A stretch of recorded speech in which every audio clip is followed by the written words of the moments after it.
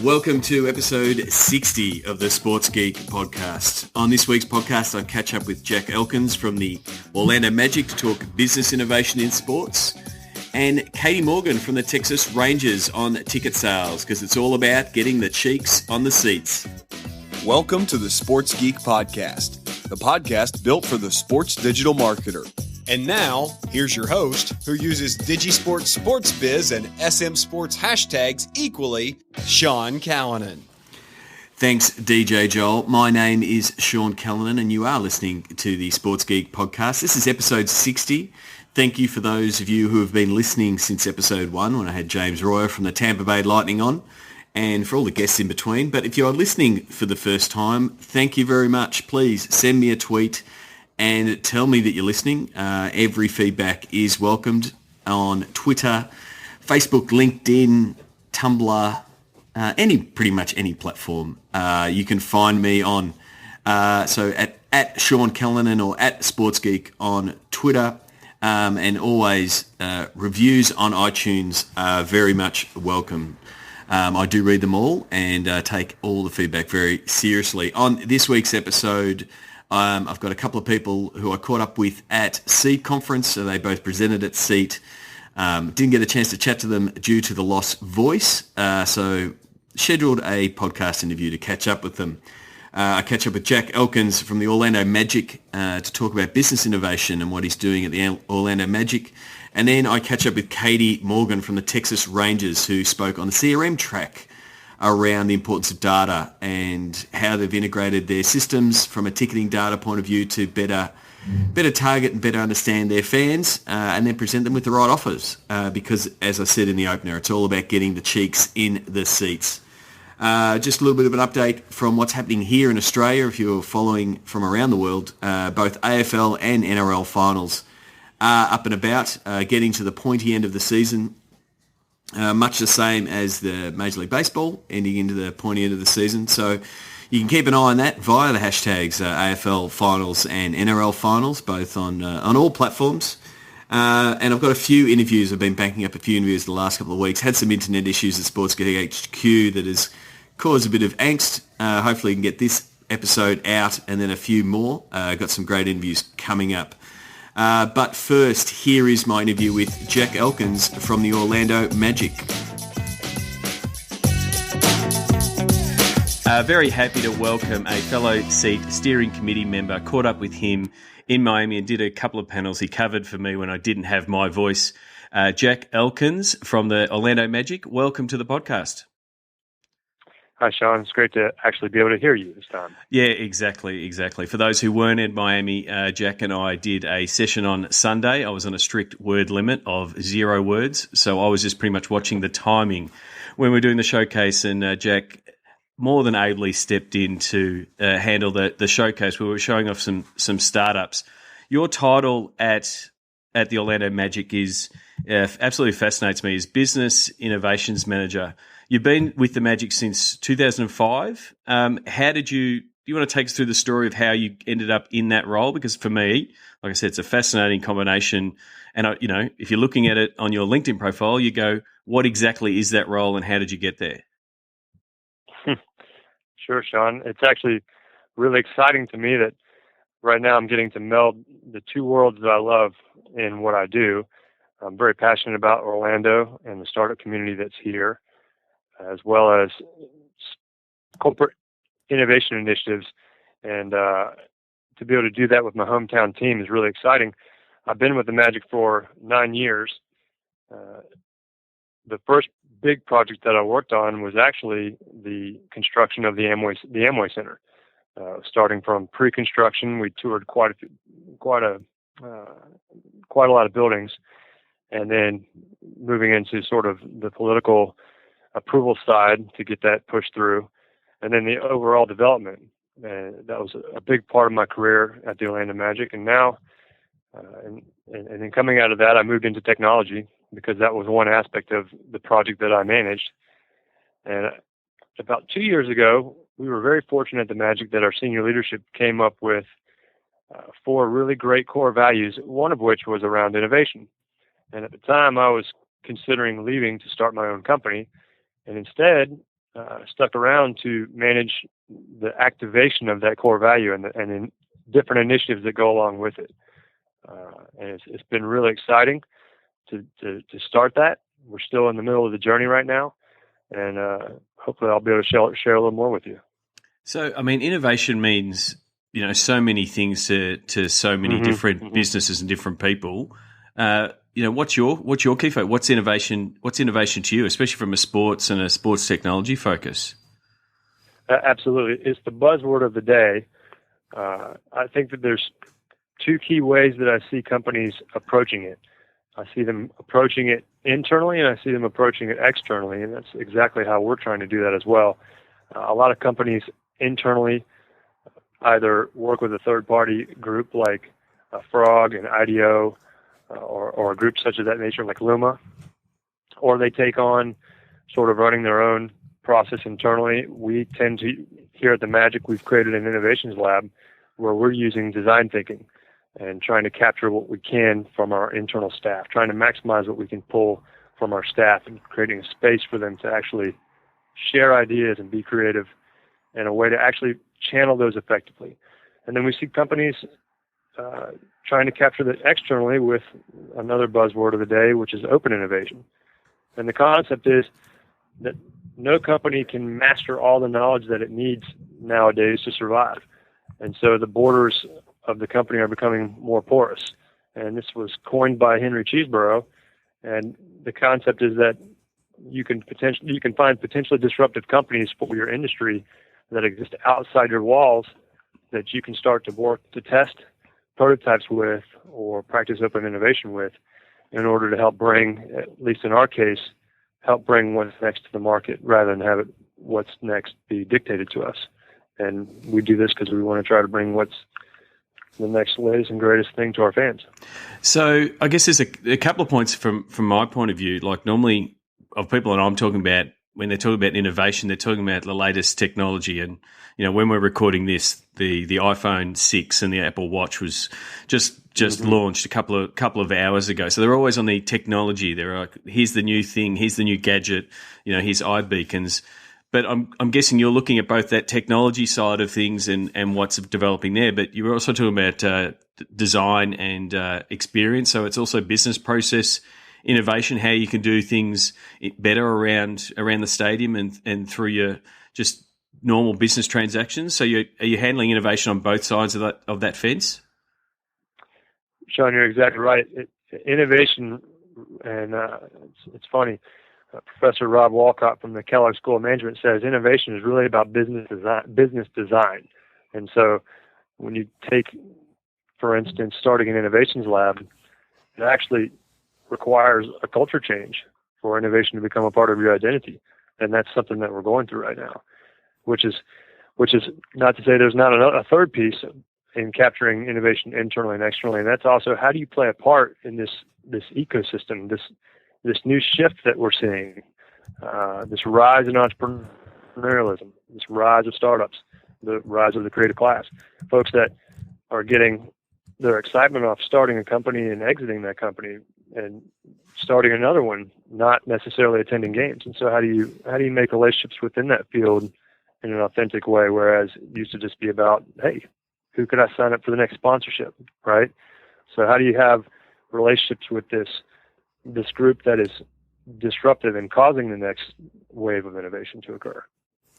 And it is really a culture change, because you're effectively trying to get your whole organization to say, how can I improve this sort of every single day, aren't you?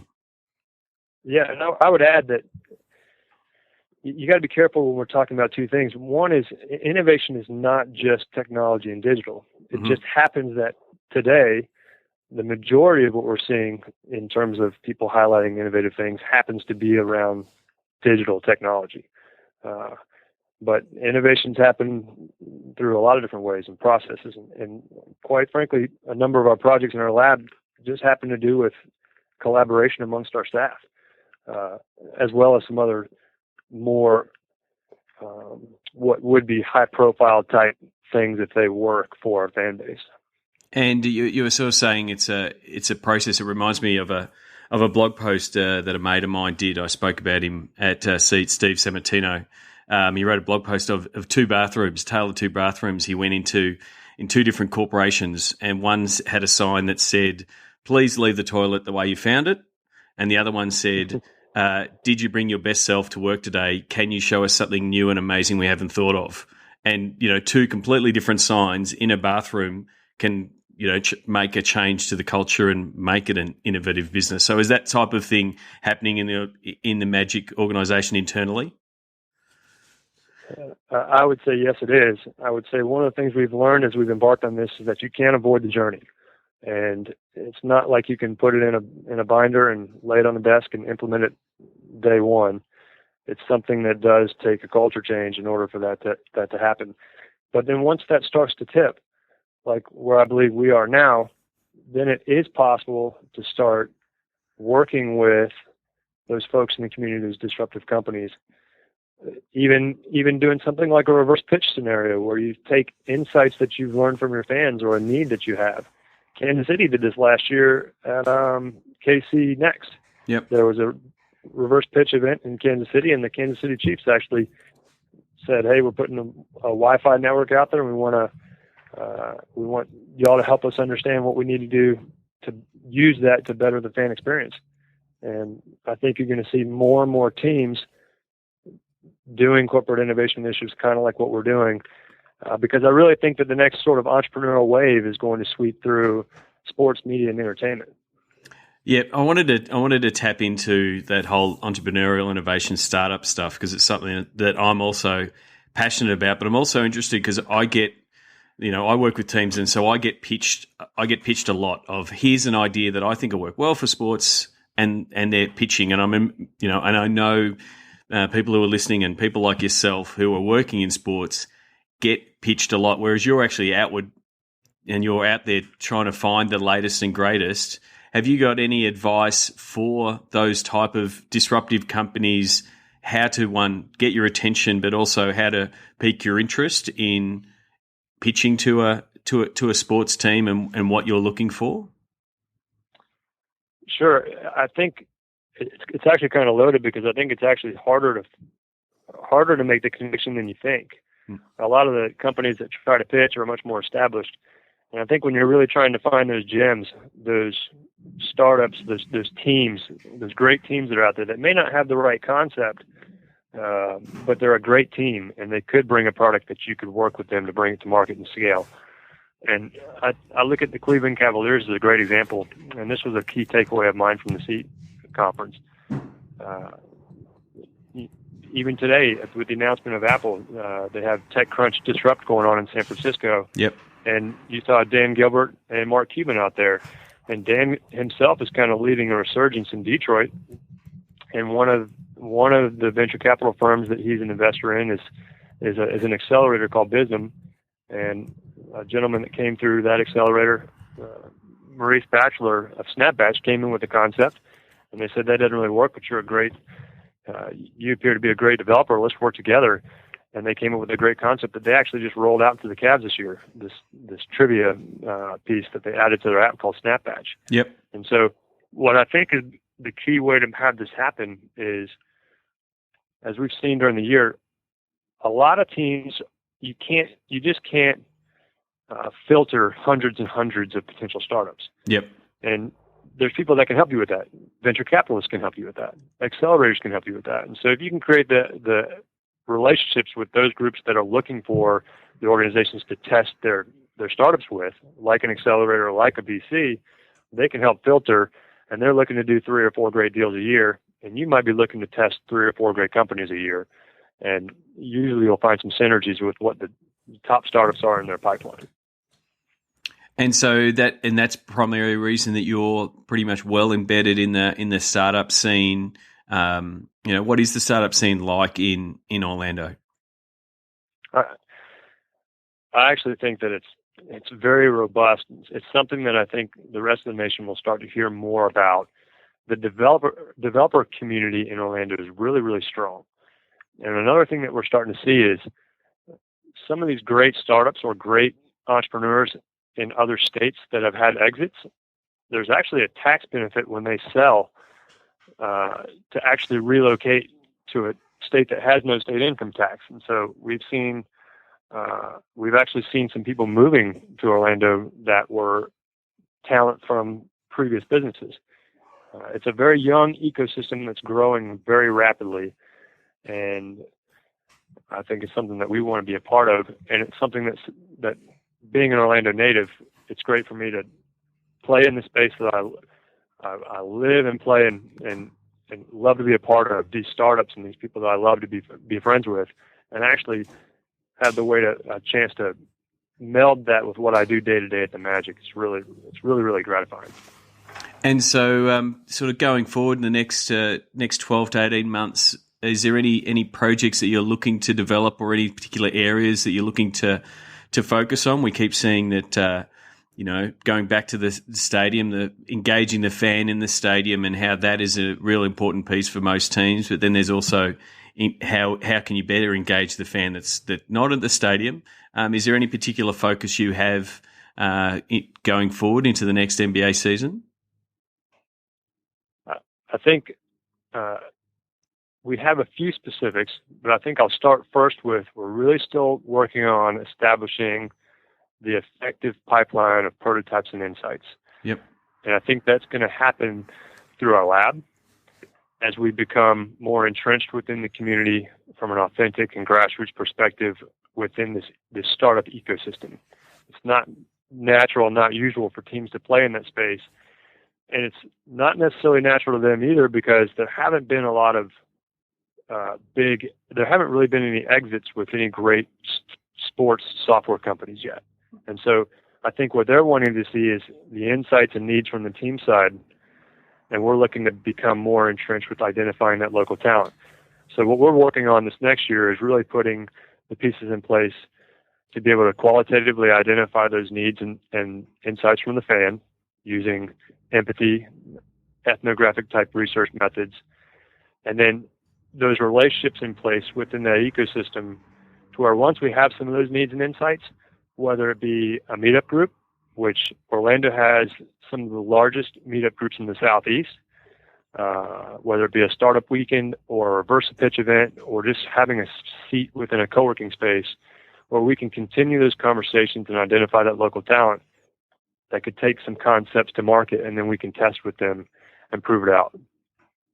Yeah, I reckon there is real value in meetups, and if people haven't gone to meetup.com, it's a real underground networking community. As much as things like Eventbrite are great for setting up events, meetups, meetup.com have done a great job of just collecting these groups of people that meet on a consistent basis, and some of the ideas that can spark out of those events, are fascinating. So if you can, keep participating in those conversations, but then develop, effectively a fan technology council kind of thing that can be sparking ideas for you. Mm-hmm. I'm sure that's exactly what the sort of thing you're looking for. Mm-hmm. And I would say that from a specific standpoint, we really are looking to, the Amway Center opened in 2010. We really want to make sure we remain relevant, because the building that we opened was one of the most highly technical buildings that had ever opened at the time. And we still have a really strong, robust technology infrastructure. And so we really want to continue to bring those new concepts to our fans. One of the things that we're going to continue to work on is with our partner AmpThink on our Wi-Fi. And we are a test partner for AmpThink, and one of the first locations that they bring some of their new technology to the table. And it's been really successful for us to be able to capture something new that was first for us last year, was a portal for our fans to sign in through the Wi-Fi. And it opens up a myriad of possibilities in how we can engage with them. And there are a lot of technologies we're looking to continue to test this next year. Yeah, there was a really good. I wasn't able to attend the Jay's presentation at SEAT, but I heard nothing but good things of his presentation in the CRM track at SEAT of that case study you just said, where the portal and that you're starting to get more of that fan data, understanding what your fans want and what they're doing when they're in the stadium. Yeah, I was actually very impressed with my colleagues at SEAT who presented. We have a business strategy group that's second to none in the sports industry, and I'm always amazed at what they're able to learn and bring to the table every year. Yeah. Well, thank you very much for coming on the podcast, Jack. I'm looking forward to speaking with you more at SEAT next year in San Francisco. Thank you very much for coming on. You're very welcome. Hopefully we won't wait till SEAT to connect again. Sign up for Sports Geek News at sportsgeekhq.com/sign up now.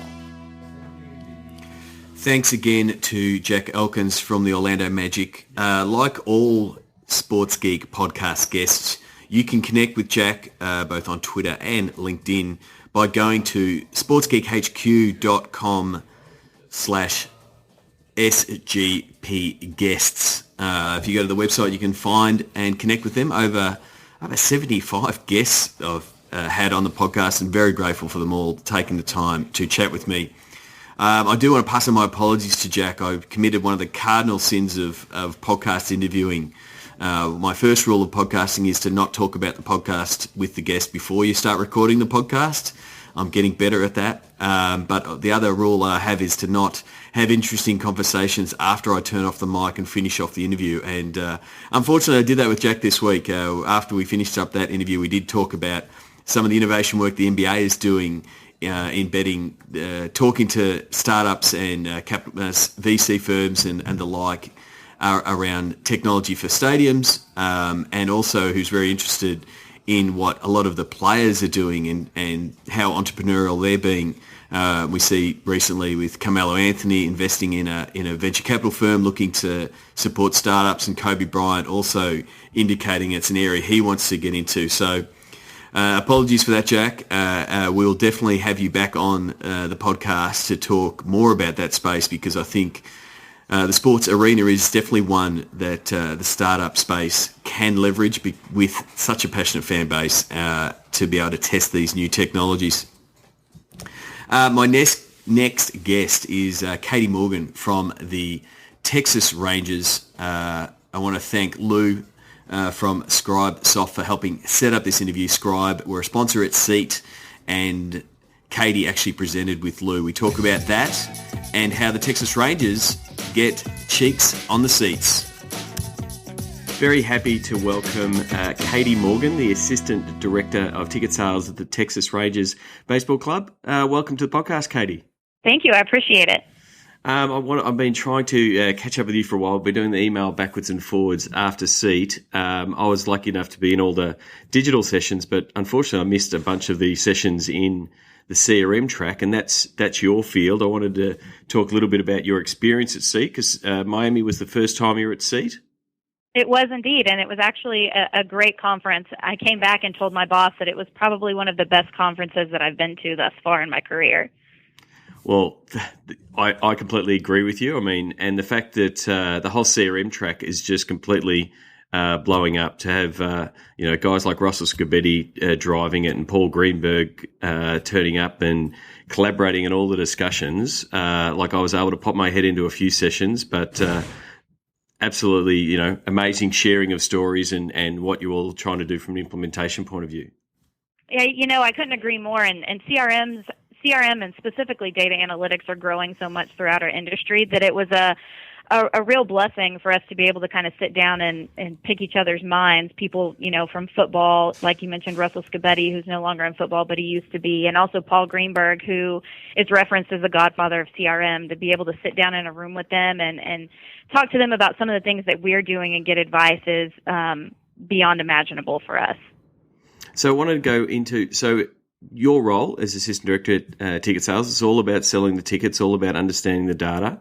How did you come into the role? How long you started at the Rangers a long while ago? Where did you start? Yes, I've actually been here. I've been here for 6 years, and I started out as an inside sales representative. And from that position, I kind of moved into a ticket sales coordinator role, which then led itself into a database manager role. And now I primarily focus on the data analytics side of things. We use a data warehouse. We have replicated data with tickets.com, and then we obviously have Microsoft CRM. So we're trying to jump in head first to some of that new data analytics stuff that's going on. And so your presentation, you did a presentation with, I hope I get Lou's name right, Anna Antonucci. Did I get that right? I believe so. Yeah, so Lou from Scribe. So, and you were talking about extending the value of CRM through integration, which is a pretty common problem. The fact that everyone has all this data, but it's a matter of how you can get the data in the right place to be able to understand the data and get the right view of your fan. You know, the ideal thing is that 360-degree view. Do you want to take us a little bit around the problem that you had and integrating all that data? Sure. So whenever I started as a database manager, we had Microsoft CRM, but we didn't have an integration with anything. So we didn't have our ticketing data in that system. We didn't have any demographic information in that system. So basically, we were just using it as a place for our sales representatives to house notes and information about cold calls that they were making. And when we really dug down into that system, we realized that we were missing out on a lot of what it could do for us in reference to potentially letting us vet out better leads for our sales representatives, letting it be a place for us to store information about every single buyer that we have, not just people that we're trying to do business with. So what we did is we partnered with Scribe, and we did an integration between not only our ticketing system and our CRM system, but also we used Turnkey Prospector, who provides demographic information to us. And we did an integration between that system and also CRM. So now when we look at our system, we have a little bit better view of not only our current clients, but people that we're trying to get to do business with us. And in turn, that's really helped us kind of enhance our revenue streams and also just give reps better leads to follow up on every day. So it is just a matter of getting the right data in the right place so they have got those leads? It really is, because if you have information, you know, let's take you, for instance. Let's say I have information that maybe you've bought a couple of tickets from us, but then I also have some demographic information on you, where you live and, you know, maybe what you're interested in, but those are in 3 different areas. It's really hard to combine those areas and figure out what type of buyer you actually are. But CRM, and more so the integrations with CRM, allowed us to get all of that data into one place so we could see a better picture of who our buyers are. And is that extended to now having a better understanding of who those buyers are to now who you pitch those deals to or ticket offers and sort of help your outbound marketing when you're going out with specific ticket offers, because you know the type of buyers that you are getting now? That's exactly right. For instance, you know, we're integrated with our ticketing system, so we can look in CRM and say, okay, so Sean has bought 20 tickets to games this year, and we have a 20-game package that would be perfect for him. So why don't we give him a call and see if that's something that he wants to, you know, look into? Or maybe for a different type of buyer, we notice that they're based out of Lubbock, Texas, which is 5 hours away, but we notice that they like to bring fairly large groups out to the game, but they're paying full price for those groups. Why don't we give them a call and offer them our group pricing and maybe get them out to a couple more games and really enhance their experience out here as well? So have you started taking some of that data? At the moment, you're giving it to your sales people to call and follow up.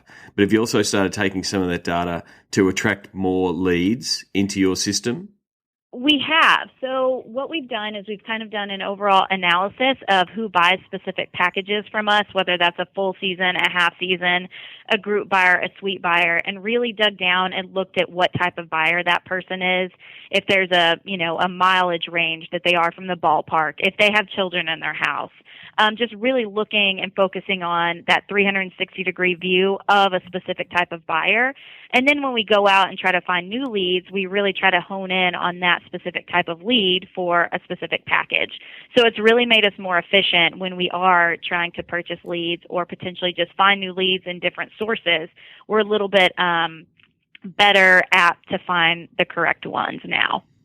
And as far as, I guess, another source of data is the fact that you've got, I think it's 2.8 million Facebook fans. Are you starting to see some, taking that same demographic data, those same fan profiles, and can you target those fans and those profiles with some more efficiency because you've got that data of knowing who your fans are more likely to be? Right. So in Major League Baseball, it's a little bit different because we partner with Major League Baseball Advanced Media in terms of doing our social media and also our email campaigns. So we've been fortunate that they have come to us with several ideas to kind of target some of those people that we're seeing who are not only, hitting us on social media, but also on our website. So we are fortunate that Major League Baseball Advanced Media helps us out with that. Yeah, because effectively that whole side of the equation, Mark Zuckerberg's effectively doing a lot of that stuff for you to tell you that these are your most engaged fans, these are the fans visiting your site, and it's just another data source that can provide that view of the fan. You're exactly right. And it seems like everything is moving in that direction as well. Not only are people more active on social media, but they're making their purchases online more often. They're looking for information online more often. So you really have to take that into consideration when you're marketing to new buyers. And now that, we hear just in the last week, Twitter are bringing out a buy button, and the integration with Facebook to be able to click and buy is getting so much easier. To be able to put that offer directly in front of that right fan will become far more important, especially for the, ticket sales and things like that. To be able to get that offer to them where they're sitting, right in the palm of their hand in their mobile. That's exactly right. Because if you go and look at the statistics, people are on their phones all the time. So if you can just hit them with an offer while they're looking at their phone, they're a lot more apt to buy it than if they have to go sit down at a computer and make a phone call. It's a one-click stop. So from the CRM point of view, you were also on a panel around the pros and cons of the data warehouse and the analytics. I'm assuming you were definitely on the pro side, but what was that panel discussion like at SEAT? I'm definitely on the pro side for both of those, but the panel discussion for me was very informative because I was lucky enough to have two other panel participants who took a little bit different of a view on a data warehouse and how it was set up and how they're using it. So from my perspective, I was able to not only give advice to those out there who are looking to set up a data warehouse, but I was able to take back a little bit more information on how potentially we can use it to better target people and also, potentially build regression and predictive models, which is something that we definitely want to get into eventually. So for me, it was very beneficial, and I hope that the people that were at the panel thought the same thing. One question, you did sort of talk about it, and I definitely have seen it over the last couple of years because CRM Track at SEAT started in Boston, is that it is a very daunting process at the very beginning when you say we have got data, we have got a database, but we don't quite know enough to know what we're doing, and we don't know, we're at the very start of that mountain of here's what we want our CRM solution to be. You've climbed that mountain. I'm not, you're still climbing it because there's more things to be able to do. What advice or what tips would you give the person at the start of that trip to say we need to get our data in order, we need to get our CRM solution in place? You've gone through that with the Rangers. What's some of the advice when you're first starting on? What are some of the key things you have to look for? I think there's two things. I think first, you need to be willing to involve a lot of people in your organization, not just sales or ticket operations or marketing. It needs to be a group effort because what we realize is we're setting it up, and even now, there are so many aspects to a CRM system and a data warehouse for that matter that hit every single department of your organization. And I think it's really important that you remember that. So while you're laying out how you're going to house your data, how you're going to get it into your CRM system, what you want it to look like, it's very beneficial to have all those people in there with you because they can say, well, if you just tweak this one field a little bit, that will be usable for us in marketing as well. So you get a little bit of a benefit from every single department. And I think the second thing that I would tell somebody is to not be afraid to reach out for help. Not only in the sports industry, but outside of the sporting industry as well. I think you can gain a lot of information from other types of companies that maybe you wouldn't have thought of because we're so honed in on just the sports side of things. So that would probably be the best advice that I could give somebody. Well, that's right. I mean, talking to guys like Paul Greenberg, like you said, referred to as the godfather of CRM, CRM is not necessarily new technology, and there are industries that have been doing it far better than sports for many more years. You best follow their lessons and learn from what they've done to take it on board. I agree completely. And, Paul Greenberg spoke at a conference for Major League Baseball 3 or 4 years ago, and it was the first time that I had interacted with Paul. And I kind of took what he said to heart, that you really need to take advantage of those people around you. And he even gave us the ability to give him a call to consult on our CRM system. And, that's something that you have to take advantage of when you have people around you who have been doing this a lot longer than you have, or organizations that seem to have it down. Give them a call, because in the long run, not only are you making a new connection, but it's going to pay off for your organization or team. And the other thing I think is also really important is that you're growing the knowledge in the industry itself. So the rising tides lift all boats type of strategy. If more teams are understanding the technology and using it effectively and sharing best practice, then you're able to get better results across the board. I agree completely. And I think that was the best thing about SEAT for me is typically when I go to a conference, it's Major League Baseball. And that's great because it's great to talk to other teams and my peers at other teams. But being able to sit in with the NFL, NHL, soccer teams from England, you really pick up on some new things that maybe you never thought of before. And that was so beneficial to us when we came back. I had pages and pages of notes and people to reach out to. And I think that's what I took away from SEAT is not only the connections that I made, but the things that people are doing in other aspects of our industry. And I think the other part, which is, why I wanted to touch base with you, is not only were you getting up there to talk about what you've done, but it was being done, with Scribe side by side, and you were taking people through a case study rather than, no offense to Lou, but if a sponsor gets up and starts spruiking their wares, it's like, well, hang on, we've heard the sales script before, but we don't want a sales script. We want to get our hands dirty and sort of find out exactly what you did and how you went about it and some of the lessons you learned and the places that you stumbled.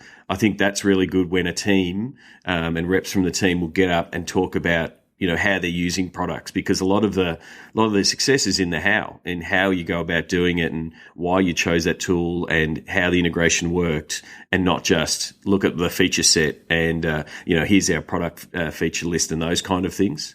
I think you hit the nail on the head with that, because as somebody who's using a lot of the software that was being presented by teams and also the vendors that were there, it's a lot easier for you to relate to a specific software whenever you know how other people are using it.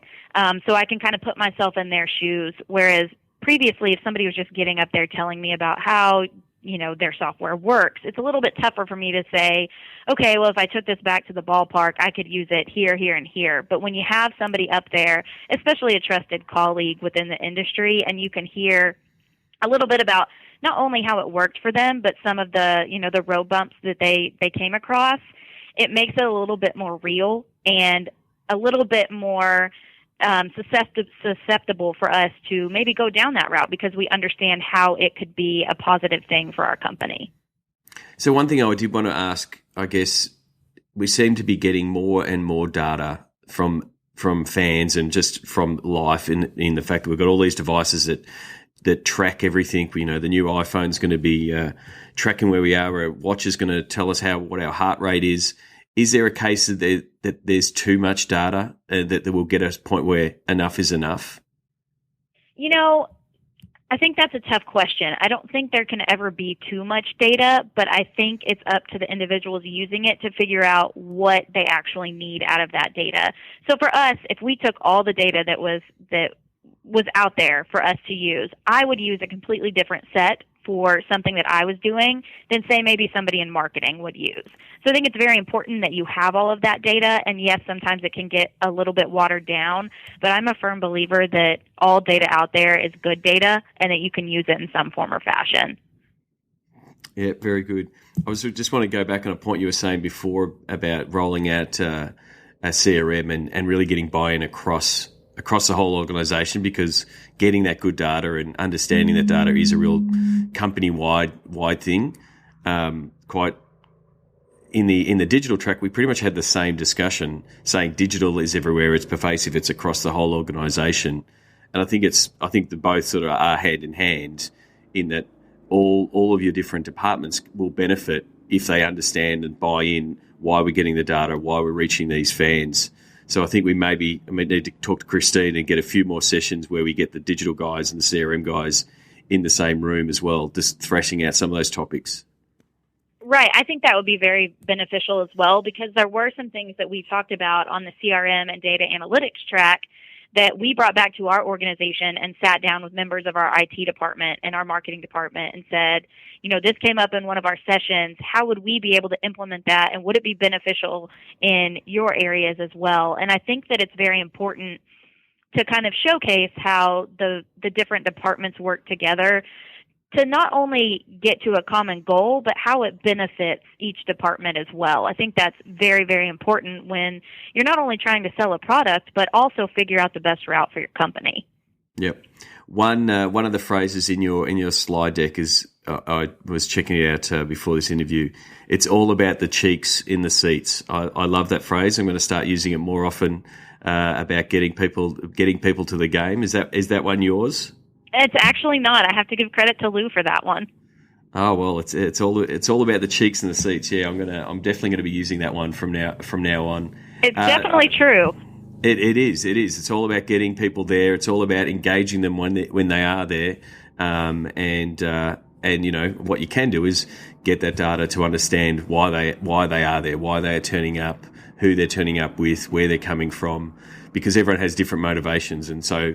That's the fascinating thing with the data side of it. There's so many different views of the data to be able to find those different types of fans. I agree completely. Well, Katie, thank you very much for spending some time. I'm looking forward to catching up with you in San Francisco next year for SEAT 2015. I look forward to it, and it was great catching up with you as well, Sean. Want to understand Facebook advertising options? Go to sportsgeekhq.com/FB ads. Thanks again to Katie Morgan from the Texas Rangers. Like with all the guests, as I said earlier, you can connect with them all at sportsgeekhq.com/SGP. Just follow the links. There's a link to the episode guides, the previous episodes, and also a link to all the guests. So thanks to Katie, and thanks to Scribesoft as a seat sponsor for helping tee up that interview. That wraps up this episode of Sports Geek Podcast.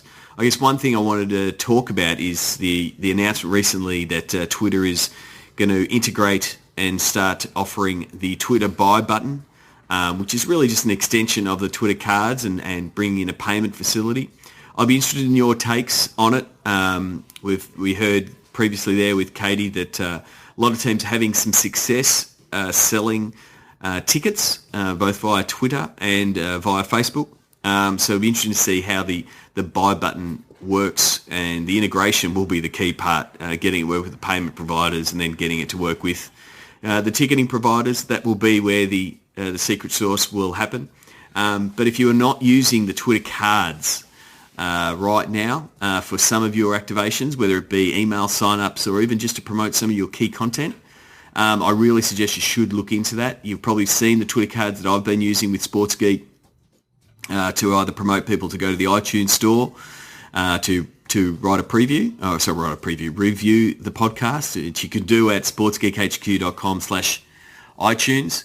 So play around with that. Just simply go into your analytics and the ads side of your Twitter account and set up some Twitter cards, some really cool stuff.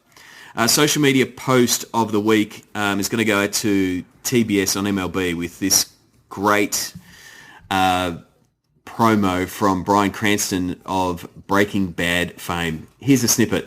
I had been doing a lot of TV and movie work, and I felt it was just time for me to get back to the basics by diving right into my great passion, baseball. And I also knew that I wanted to do this one-man show, so then it hit me. Why not dramatize the entire MLB postseason?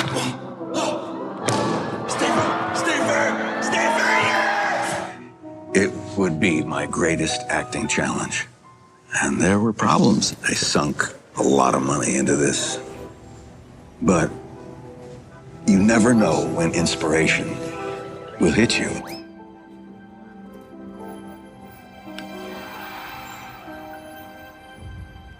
The Bugster, Mr. B. Any actor who tells you that he's not inspired by Bugs Bunny is a liar.